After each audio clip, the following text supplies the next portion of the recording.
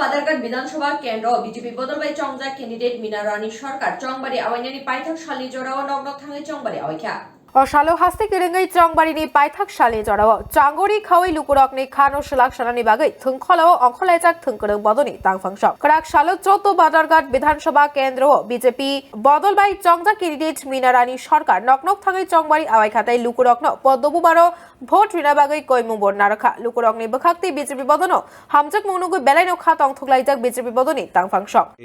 যতদিন আপনি বেরুলেন মানুষের বাড়ি বাড়ি গেলেন প্রথম দিন যেদিন আমার নাম ডিক্লেয়ার হয়েছে ওই দিন থেকেই মানুষের জনসাধারণ যে স্বতঃস্ফূর্ততা ওরা আমার বাড়িতে হাজার হাজার লোক এসছে এবং আমি ওদেরকে নিয়ে একটু বেরিয়েছি এবং ভালো সাড়া পেয়েছি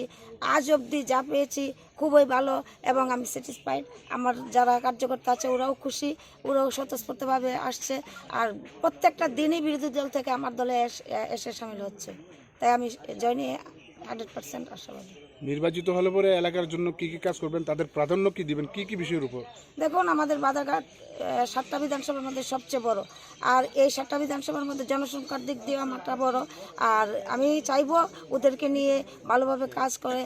আমার বড় ভাই যখন প্রয়াত দিলীপ সরকার ওদের পাশে থাকতেন ওনারাও থাকতেন আমিও সেভাবে থাকতে চাই এবং যার যার প্রয়োজনে যা যা দরকার আমার কাছে ওনারা যাবেন এবং আমি ওদেরকে নিয়ে থাকবো ওদের কথা শুনবো এবং কাজ করব। আপনি যেহেতু একজন মহিলা ক্যান্ডিডেট তাই এলাকার মহিলাদের জন্য কি রকম বার্তা থাকবে আপনার? হ্যাঁ মহিলাদের বার্তা তো থাকবেই কারণ আমাদের এই বাদারঘাটটা যে স্লাম এরিয়া আর ওটাতে একটু গরিবের সংখ্যা বেশি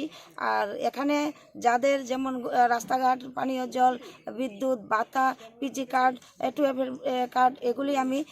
দেখব আগে আর তারপর তো প্রধানমন্ত্রীর আবাস যোজনা আছে এগুলি তো আছেই এগুলি করা যাবে এবং করব। আগরতলা নিতাইনি কক্থম ব্যুরো রিপোর্ট খুবই।